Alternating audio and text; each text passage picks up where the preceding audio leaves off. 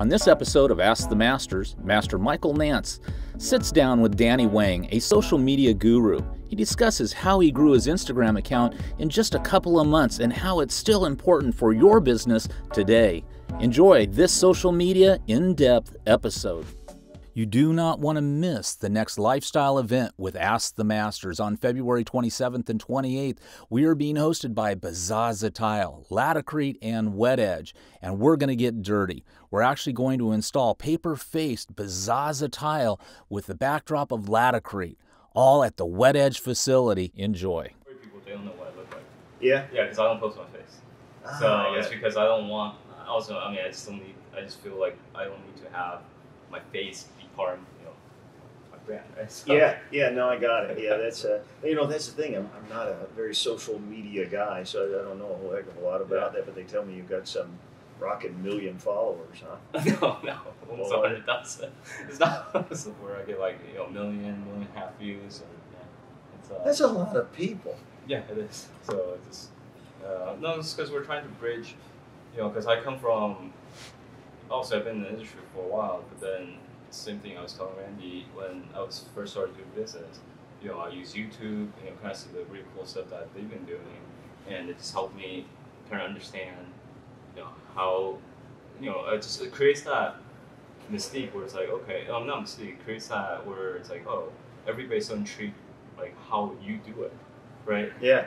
No one cares about the yes, they care about the pretty picture, but I think Instagram's kind of made it so where like so many people post pretty pictures, that's kind of like they're desensitized, but rather they care about the story behind how you create the stuff. Yeah. So about that whole Instagram thing again. I my age or whatever it is, or my ignorance, I just haven't paid much attention to it. So who are these people that are looking at what you're posting?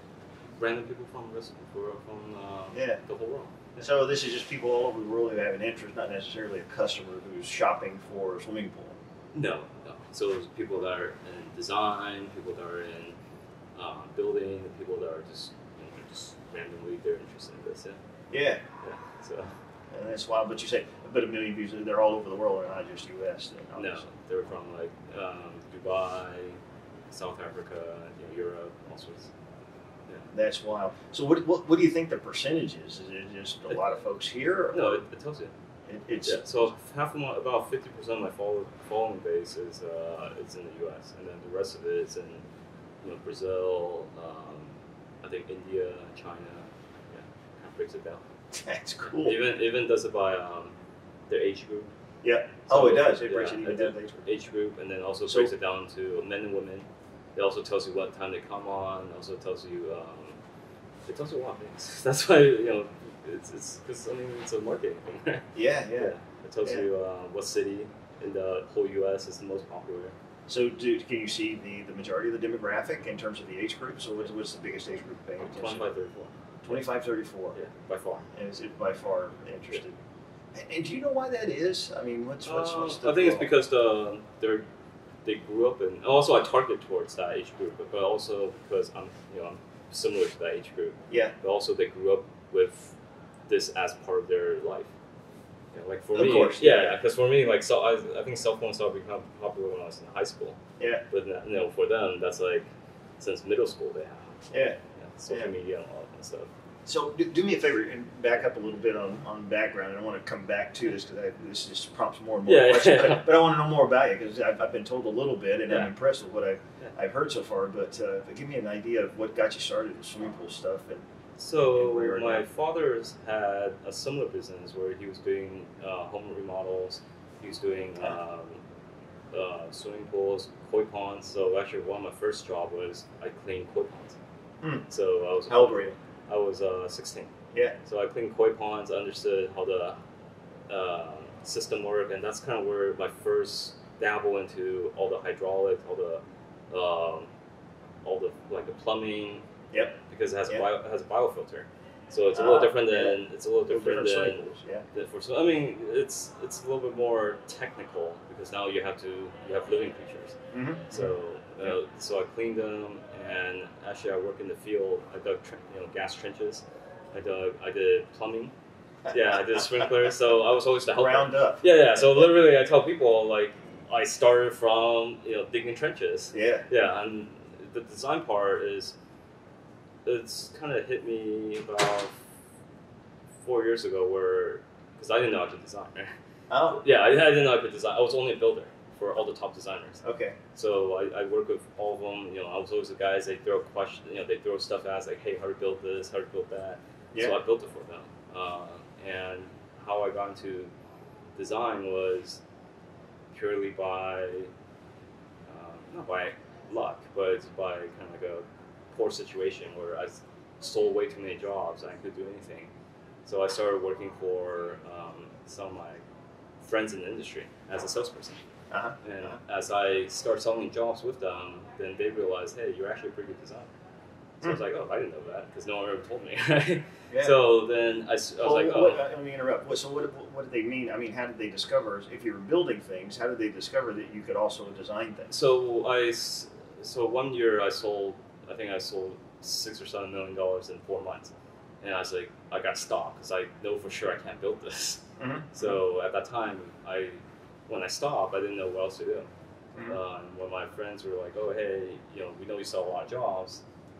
Come help us sell jobs." Yeah. So I did. So I went with them, kind of went through how I usually do my process, and that's when they said, "Hey, you're actually pretty good at design. That's why you have so many jobs." Because before it was always we get a lot of jobs because we build quality stuff. Yeah. So it was never like, "Oh, hey, I get my jobs because I'm a really excellent designer." It just we build quality stuff, and when quality stuff people, it's mostly referrals. So when you're working with these friends of yours, and they realize this design talent that you had, is that happening in the office, in the studio, or is it happening in the field? You're making adjustments in the field that just look that's happening in the office. Okay. So then I started using like 3D software, and I think that's really what helped is when I started doing 3D software because I couldn't do. I'm really bad at sketching. Oh, really? Yeah, I mean, and that's kind of the thing that I do online. So I have a really poor sketch, like a doodle, but then my finished product looks, amazing. That's a great before. Yeah. So that's kind of what I'm stealing that from you. I'm going to make my drawings look bad so that my pretty stuff looks even prettier. No, and then also I always tell people because I'm used to building stuff, so I need to show a realistic. Finished product. Because a lot of times, nowadays, the designer is so good at rendering projects. Yep. But when it's done, it's completely different. Yeah. Because, when you're designing, it's not really budget friendly. It's not realistic design. So that's kind of what I try to do. So I try to, you gotta set the bar low. It's just when you do this computer design, you can't go all out because unless your finished product's exactly like it or better, you can't use that as like a lead. So what we do is we kind of just do the rough shape, very minimal planting, kind of see what it looks like. But then our finished product looks better than the computer visual. Because then you have to set the bar, you have to exceed the expectation. Well, that's it. Yeah. Kind of undercommit and overperform. Because with all these designers, and I always joke with them because I have a lot of friends in the industry now. It's just we're not designing. It's almost like video game designing, right? You could design the world you want, but if it's not buildable, or if it's not even close, the clients can get pretty upset because you're setting the expectation here, but you're delivering. Yeah. So that's kind of what our philosophy is. Okay, even sometimes now I just go in a doodle and describe the concept. My clients get it because they see my finished product. So then, we translate that into the finished product. So even though you think your drawings don't look so good, are you comfortable with a pencil and paper in front of the clients? You don't really care? No, I don't care because ultimately they trust. Because ultimately we have finished projects to show them. Yeah, so that's the thing. No, I think that's a legitimate statement in that I really don't care. I'm just trying to convey something real quick. And it's not about that piece of paper at that particular moment. It's just conveying an idea quickly. Yeah. So even now I sell jobs where I take. Because we build, so the nice thing about building and design is you can control the costs. Yeah. So for us, we're flexible on both ends. That's why our closing rate is so high. If a client gives me a $300,000 on budget, I try not to design over it unless they, I do try to design over it, but I do it kind of like wisely. I say, okay, this is what you'll get for your budget. This is what I think you could get if you can stretch your budget. Yeah, so you give them a bit of an option, because you know that's the thing that I find with clients oftentimes, they don't know what they can have. Yeah. And even though we have a budget and we set that budget, call it 250, 350, 450, whatever that budget is, I tend to do the same in my work, is that I want to give them that, but at the same time when we get there and they're happy, but there's this one thing more that if you just take, and they're usually willing to just go ahead and spend. Yeah, because and that's what I notice more and more now is because people hire me for my design. I just say, hey, I even have clients that say, you know, I just says flat out, your budget's limiting my creativity. Like, it's limiting my creativity. I could actually go more creative if you want. So sometimes that's called design integrity. Yeah. So sometimes they're like, okay, then you know, let loose, right? And Yeah. then you know, sometimes we'll be like triple their budget, but they're so you know impressed by it. They're like, okay, let's spend the money. Because usually at that level, it's not about the money, right? It's about like, okay, how creative can you get? Yeah. Like if I'm building $40,000-$50,000 pools, then yes, maybe. But if I'm building $200,000-$300,000 pools, you know, you go pretty creative. Yeah. So that's kind of, you know, I just kind of joke around with clients and say, hey, this is, you know, you guys, your budget's nice and all, but I could go, you know, above and beyond. And I think they like that because. I can see how that would work for you too. So, so are you doing your own thing now? Are you still working for other pool builders, or what's happening? No, how's the business structure? So what I do now is obviously I do the design build, and the majority of the income still comes from the build side. But what I'm limited now is I can only build and design so much. You know, I can only design build so much that I'm trying to push out the design through, you know, like a network of partners that could build to, you know, good standard, you know, beyond industry standard, or that knows how to build really complex pools. Because sometimes I used to design, you know, vanishing edge pools, or you know, zero Negative edge pool. is fine. Like people will be like, how do you build this? And for me as a designer, if I'm passing these pools to other people and they're asking me how to build it, that's a problem. Yeah, that's a problem because now I'm babysitting. You know, it's too much. You know, it's too much work because I'm like, I could just build it then. So now I'm trying to work with, you know, with other people like in the industry that are really good builders but they're not. They don't want to do design because more and more I understand now is some people are really good at building, some people are really good at design. There's not a lot of people that do both. So I think I could do both pretty well. So what I do now is I try to work with, you know, network with a couple builders that we trust, and you know they're also very respected in the industry, and just kind of, you know, work on a couple projects that I just said, okay, let's design, and you guys build it. Because because I build too. I do a lot of. I think this is where a lot of designers kind of fall off because they don't know how to do the construction. Right. So they can't effectively communicate what needs to get done with the builder. Because the builder has to figure out. Because that's what I do. I have to figure out like 90% of the stuff. But if I'm the person that's designing and I know how to structure, I know like the vault, you know, where to put the surge tank, all that kind of stuff. It makes it a lot easier for them because you have someone that also knows, you know, I could do the hydraulics too. So it's just, you know, we're speaking the same language, right? From the design and also the build side. And I would agree as a designer myself and build is that it's hard for people to understand, but I know every line intimately. I put that line there for a specific reason, and so. And that oftentimes gets lost in plan or gets lost in the interpretation of the guy in the field. So that's to find that correct guy, you know, or gal, whatever, is really critical. And also with now I notice obviously I've been building for 13 years now, but I only designed about 4. But there's knowledge that I used to think I know everything, but now it's like, okay, I don't need to know everything. There's people that are better than me at this. For sure. So now I kind of pick their brains and say, hey, you know, this is what's gonna, you know, how do I, you know, get to where I need to. Every pebble in your pool has a story.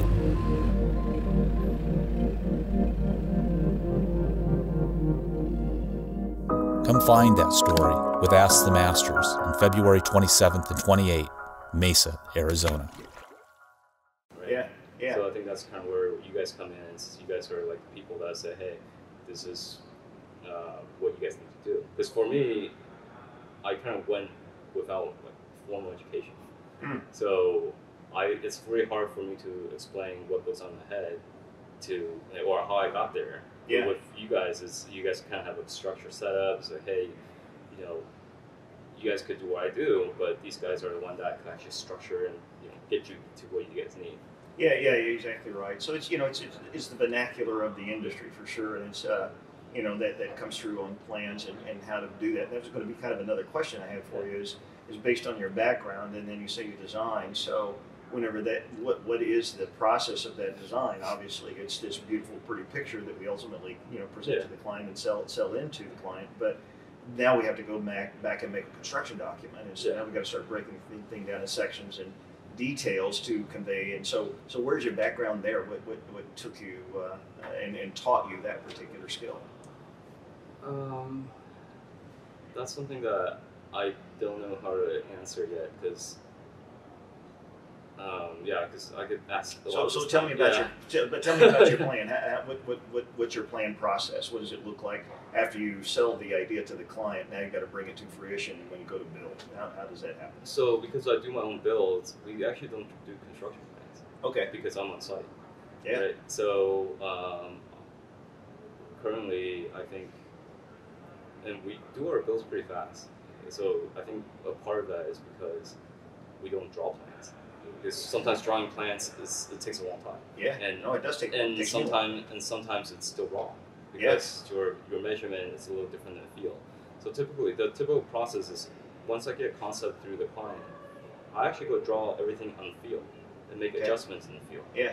Then my staff, they go and measure the field. Yep. And they put that into an accurate plan. Yeah. Because that's the most accurate because even if you have a plot plan, sometimes you're off an inch or 2 or 3 inches or 4 inches because the house is crooked. Mm-hmm. But if they're measuring the site condition, we could get it down to within half an inch tolerance. Yeah. And then we use that to build construction plans. So you're working from concept out there, and that's a little bit of the Wild West. That's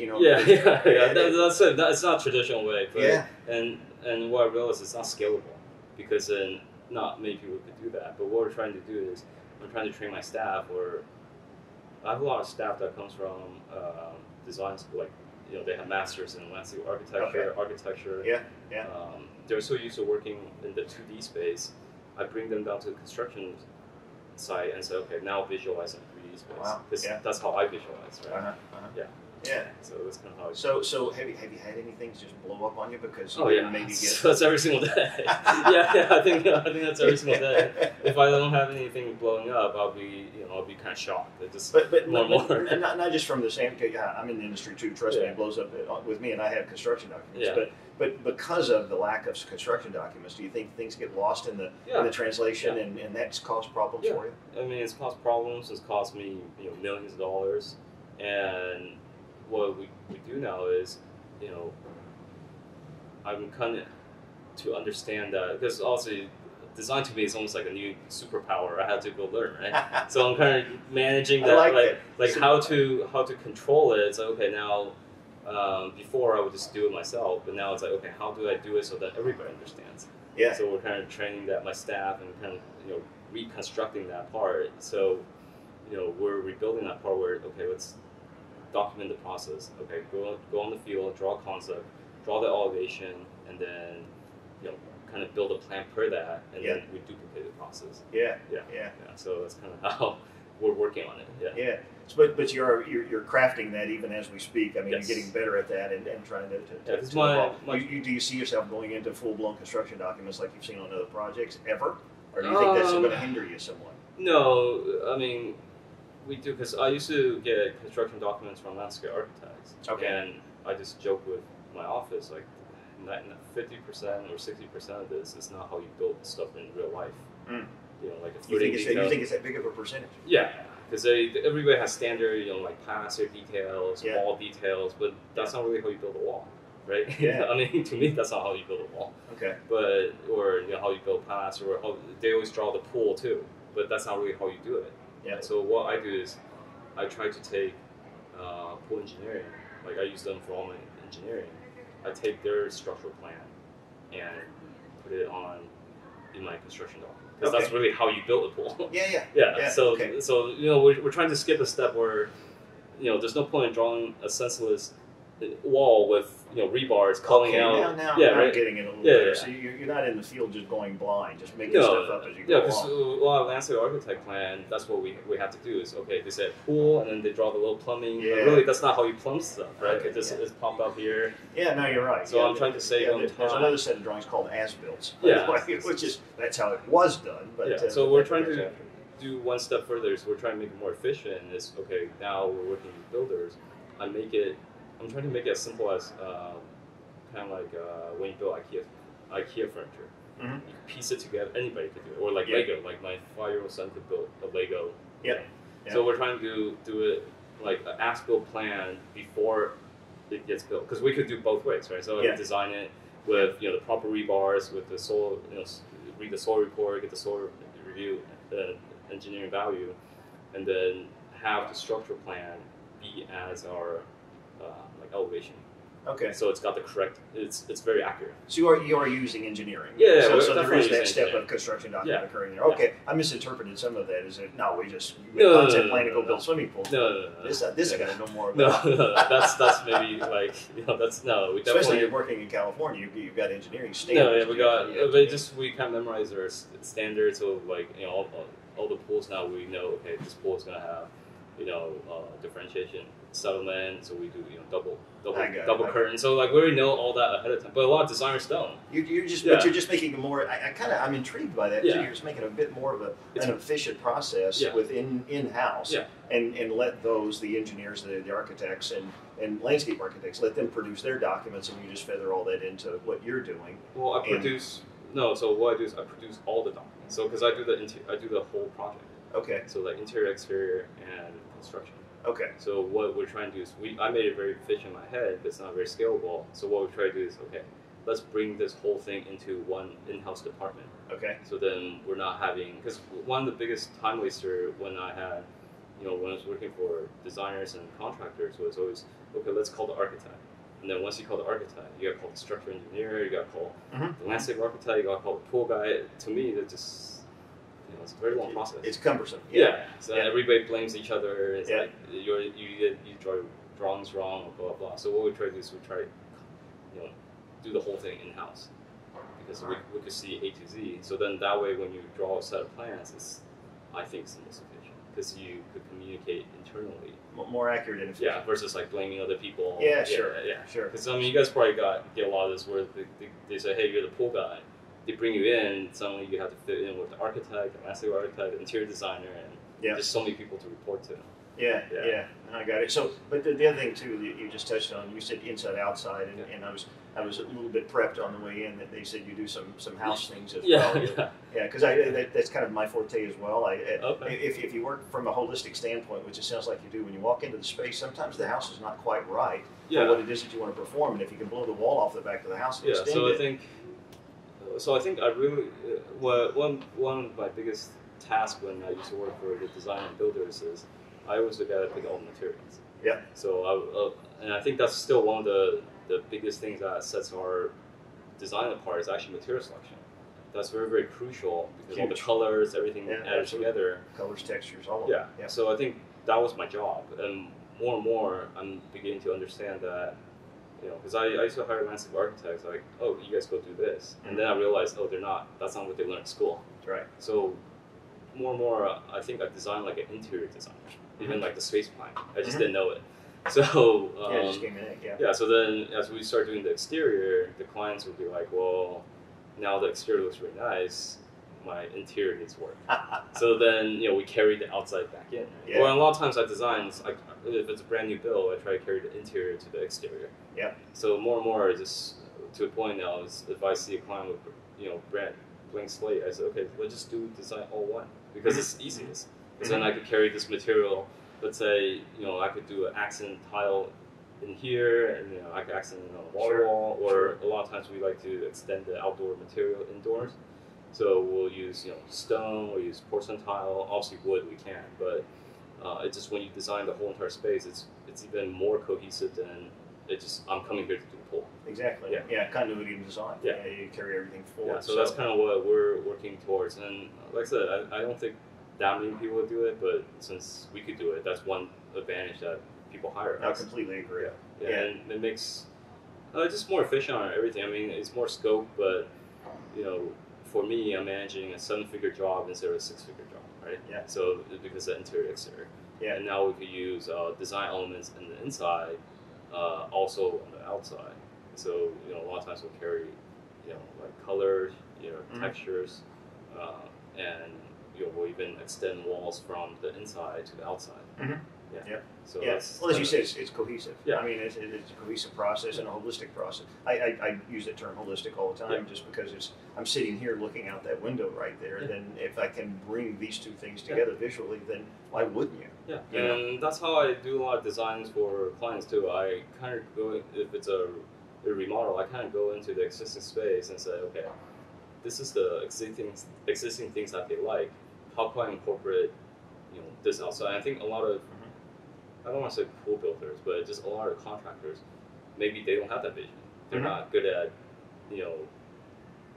selecting materials. Because and maybe it's because of the industry thing. Because everybody, when I almost never buy tile from, I don't know if I can say this, but like National Pool Tile, because all the other pool builders pick Temple Tile or like Master Tile, or I like to go to because I porcelain. I like to go buy porcelain tiles and because it creates something different. Yeah. Well, it does, and the other thing, going back to, and it sort of dovetails into what you were saying earlier too, that sometimes their budget gets in your way, and I've had discussions with many people about design over the years, and I call it peripheral thinking. Yeah. So whenever you have a budget, you have this thing you have to stay inside of, but when you take the budget away, it's your periphery opens up, right? Don't you agree? Yeah, and what I actually first started is I was actually I was doing the very low end. Like people give me $30,000, $40,000 budget. I have to stretch your budget.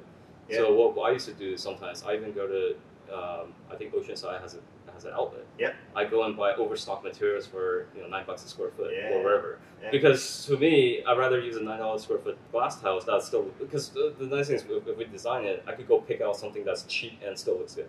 Yeah. Yeah. So we have so we have the control of that. But you have to lose the term cheap, inexpensive. Yeah. Well, it's not. Because the client doesn't want cheap. Yeah, it's not cheap. But I mean, back then my clients cheap that looks good, but it just I'm telling them to spend the money wiser. Yeah. Well, that's it.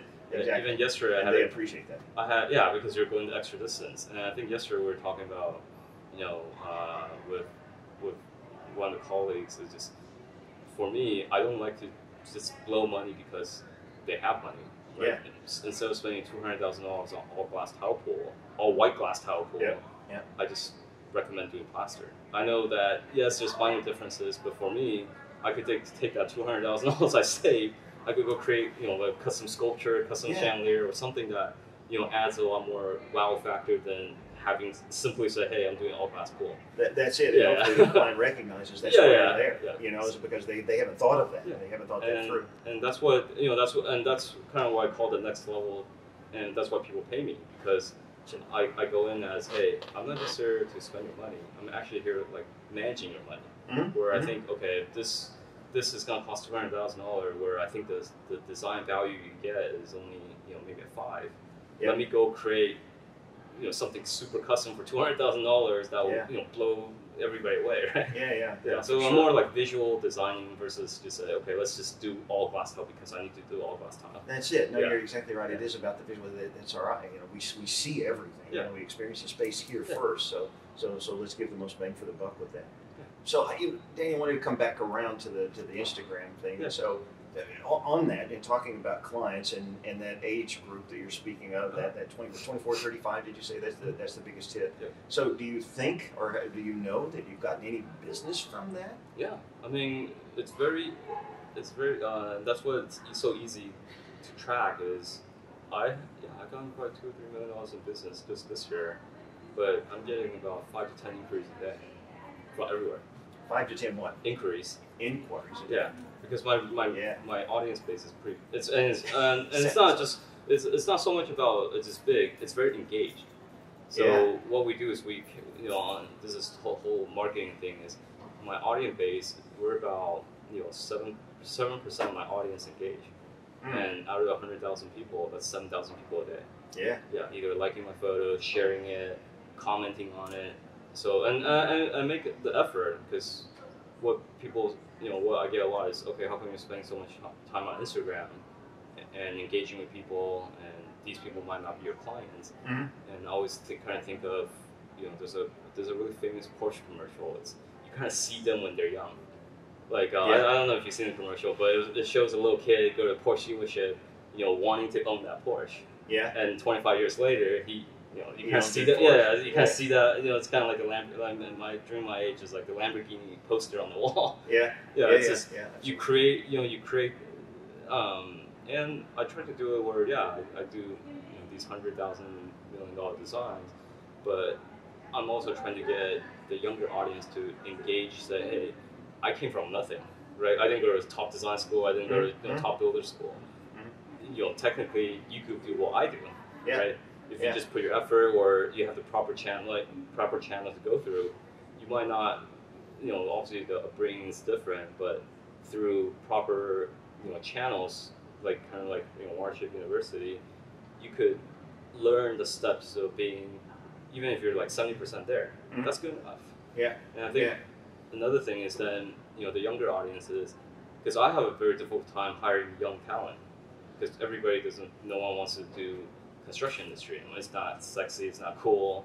Everybody wants to be in the tech business. Yeah. Even here today, I'm hearing that very from other people. But it's because they don't know the monetary value, right? If you say, hey, if you do this, you're going to make 6 figures.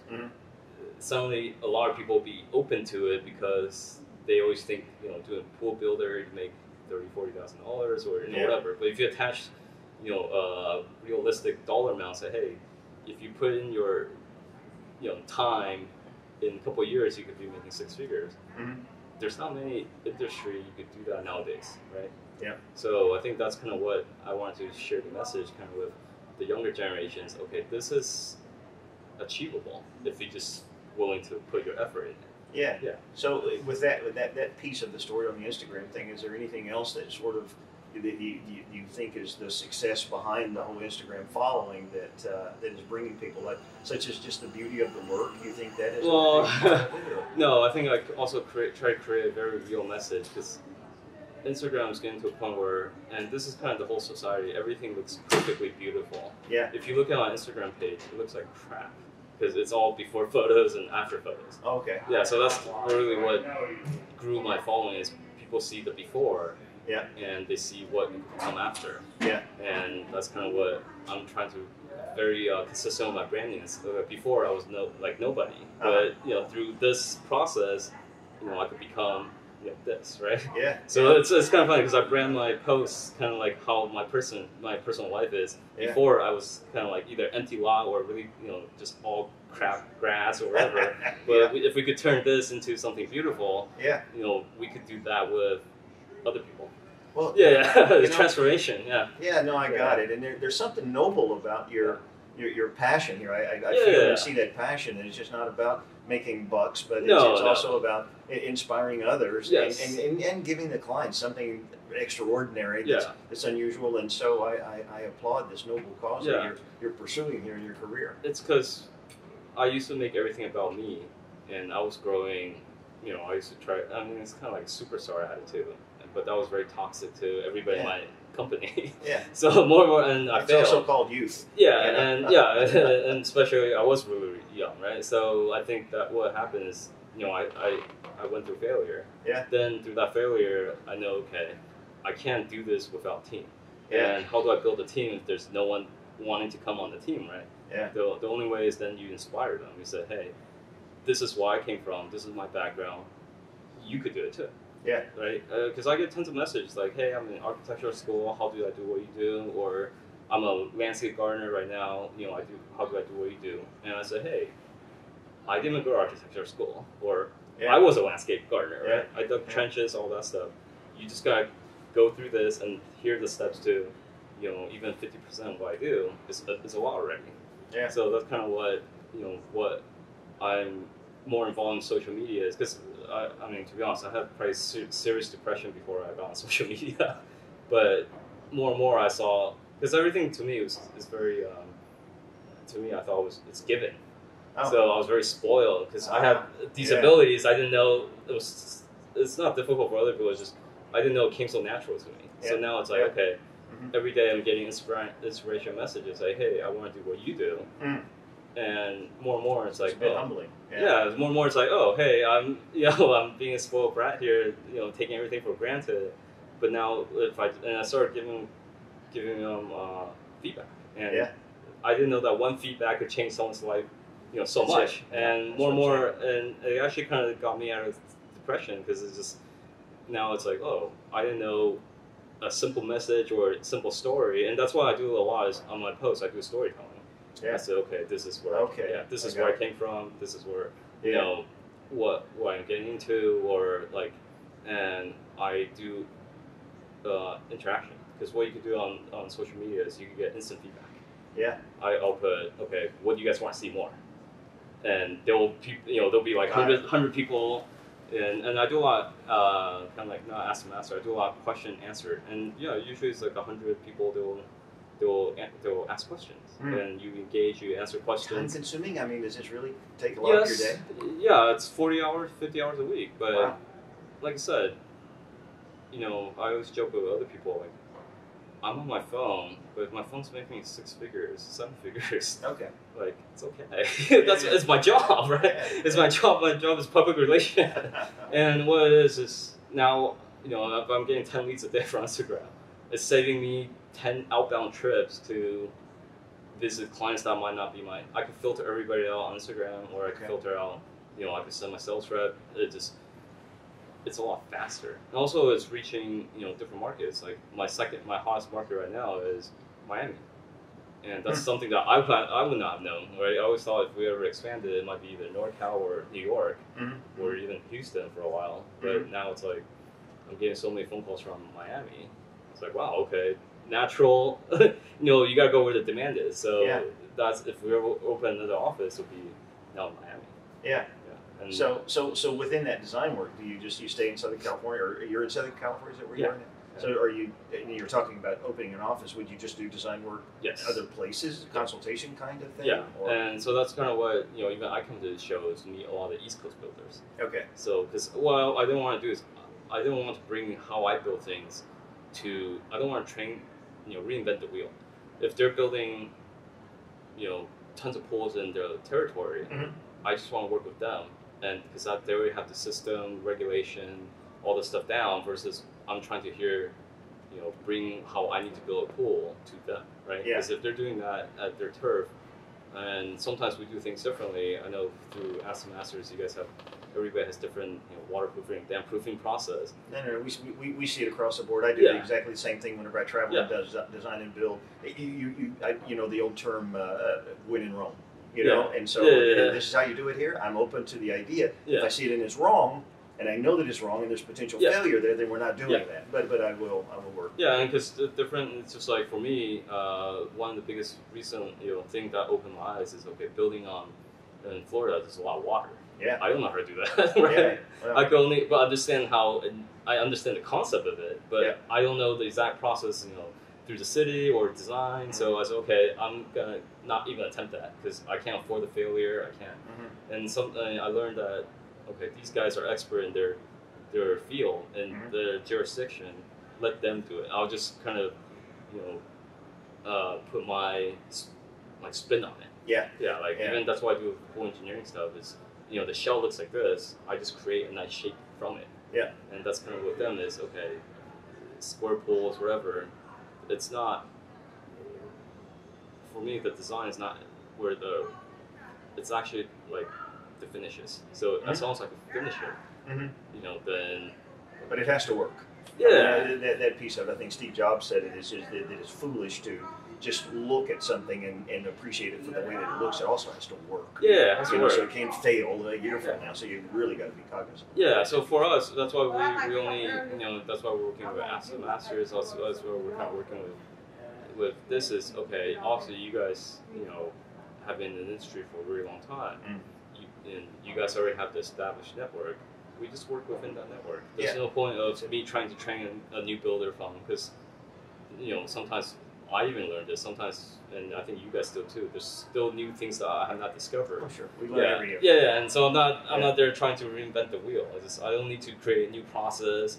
Whatever works, just keep it working instead of before I would try to go tinker it, but something it just sometimes it creates other new issues that I might not foresee. So what I do now is just okay, this is how I want to do things, or this is how you guys do things. Get all the engineering done, whatever. I just need to put my finishing touches because like building a swimming pool, a square pool, and a curved pool, the engineering is the same, right? I just have to I just have to bend the shape within. Yeah, so that's kind of what I'm doing now. I'm trying to create, all the building, everything is still the same, but it's just afterwards we create a shape out of it. Yeah. So that's kind of what we're doing, and we're still developing that still, just because design is such a new thing for us. But I see a growing need of it because more and more builders they don't. I think as the competition, like those big box builder, cookie cutter shaped pools, it's hard to survive that. Like yesterday, someone told me their profit margin is only 5% because they have to compete with the build a box, right? Yeah. So the way we do it is okay. We provide. Now we're seeing that customers actually see a value in design, so they rather say, okay, our market's changing. Yeah, for sure. Because through Instagram, through social media, they see it. I have a lot of people telling me. It's funny. The other day we had one interior design in Philadelphia. Their client showed them my pool, so that's just how far you can reach, right? And it's funny because we talk a lot online. So just she was like, "Hey, we know this person." So it's just your influencing power is only, it's everywhere. Yeah, sure. Yeah, so that's kind of what I spend a lot of time doing social media. It just the more you sharing the knowledge, and why I don't put my face on it is because there's a lot of people on Instagram. They're selling themselves. They're not selling anything what I think is productive. They're almost idolizing themselves. Yeah. Versus for me, it's like I don't show my face because I don't want that association to it. I'm just trying to sell a concept, not hey, look at me, pay me to teach you, what you need to know. Versus okay, it's like Wizard of Oz. This is everybody has it in them. It just you inspire them to bring out yourself. Yeah, I think that's a humble characteristic that you have. Oh, that's recently. That's through. Well, because you're not the kid anymore. Yeah. So I think that's called growing up. Yeah. So, absolutely. And I think that's what the younger crowd needs is just they need something, to kind of bridge the gap. Say, hey, if I start now, let's say 5 years from now, this is where I could be. Yeah. So, and I think for me, this is why I push that message so much is because I started with nothing too. I didn't go through any of that. Yeah. All right. So as we kind of wind down here, so you mentioned those people where they could be in 5 years. What about yourself? What do you think 5 years from now where you're going to be? Well, I kind of do design just for fun. I mean, not for fun, but I like the challenge. So and to be honest, pool is probably 25% of what I do. So I also enter in competitions to kitchens, baths, and so we won a couple awards and also kitchen and powder rooms and other cross discipline. Yeah. So what I'm trying to do now is bring that also back into bigger scale, like multi-unit apartments, developments. And things like that. The architectural side is because a little more interior than exterior. Because that also goes back to where my background is. My background is actually in real estate finance, investment, and I went to do construction because that was one of the biggest costs in what makes an investment work or not. Yeah. And so I went to construction, and construction kind of led me to design. But now I'm going to go back to it because through a beautiful design project could make or break. Suddenly now you could attract new crowds. Yeah. And I think it's because of cross. I think this is probably more the ego part. I want to win. I want to win design awards in categories. Right? It's just like, hey, I'm not a pool builder. I could design. Hey, you want to design kitchen? I could design kitchen. Right? Yeah. Because for me, it's interchangeable. Well, so I got it, and this is really interesting. But again, I think we're about out of time. But it was an honor to meet you. I really didn't know much about you until the prep today. and I've seen some of your work, by the way, and I urge you not to get too far from the pool business because I think it's going to be a good thing. It's an integral thing, and I think what's also nice about that is, I tell people, even though I'm really big on social media, I have work in real life. Like, you focus more time on doing stuff in the real life because it's easier to translate that into social media versus a lot of younger kids are trying to make videos, try to get Instagram famous, but that doesn't translate into real life success. There you go. I always say, hey, I'd rather have $1 million in the bank than $1 million followers. Yeah. Right? Because it's just, I think that's what there's a big misunderstanding in the society is, okay, Instagram follower doesn't equal money in the bank. Yeah. But if you have real money or real projects, accomplishment in real life, it's a lot easier to become, because I've only been on Instagram for probably 16, 17 months. It's easy to grow fast when I was doing, millions of dollars in real life. So it's not like I just pop out of nowhere. Yeah. So I think that's what it is I give them advice, say, hey, stop doing all these fancy videos. Focus on your craft because that's really where your craft will translate into success online versus you have Instagram success but not nothing in real life. Yeah, kind of a false success. Yeah, because then it's like, okay, what are you gonna do with these 10 leads that you generate from online? Yeah. Now you can't, because you don't have any. Like if you don't know how to go vanishing edge pool, you have people asking you still don't know how to do vanishing edge pool. Versus spend that time, learn. Okay, if you know how to build this. Then you spend time to do the marketing side because then it's easier, right? It's just easier. Yeah, it's more realistic. Yeah, noble philosophy. There's no shortcuts. No, there is no shortcuts. Yeah, you're exactly right. Yeah. So I think that's just what like online kind of throwing off the new generation. Everybody wants to be the next greatest thing, but you have to go through that process in order to hit the success. Develop the craft. Yeah. Because I've been telling them, hey, I didn't just start doing this yesterday. I've been doing this for 13 years. Yeah. So it just try. Like I said, I see the platform as a way to push positive message versus false idolship or false No, and I applaud that. Yeah, I applaud that. Hey, listen, thanks. I enjoyed our talk today. And I hope to see you again soon. Yeah, we will. All right, we will. Great. Thanks for listening to the Ask the Masters podcast, and don't forget to check out our Facebook page each week on Tuesdays for new episodes of the show. I also want to encourage you to stop by the Ask the Masters Facebook page and invite other like-minded individuals to join us there as well. Feel free to jump into the conversations and even post your own questions. We want to create a community which fosters learning and discovery for the betterment of us all. You can also subscribe to the podcast on iTunes, Google Play, and Spotify. Please be sure to subscribe and feel free to share.